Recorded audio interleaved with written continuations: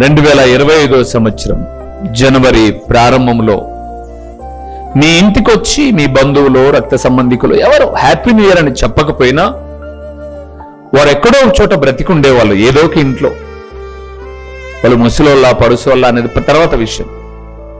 బ్రతికున్నారు జనవరి 1కి 25వ సంవత్సరం మాట చెప్తున్నాను నేను.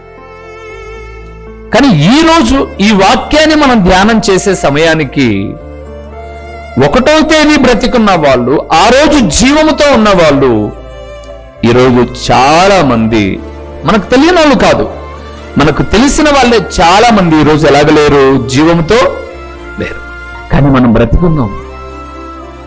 ఎన్నో మరణ వార్తలు విన్నాం, ఎన్నో యాక్సిడెంట్ వార్తలు విన్నాం, ఎన్నో హత్యల గురించి విన్నాం, కానీ మనం బ్రతికి ఉన్నాం.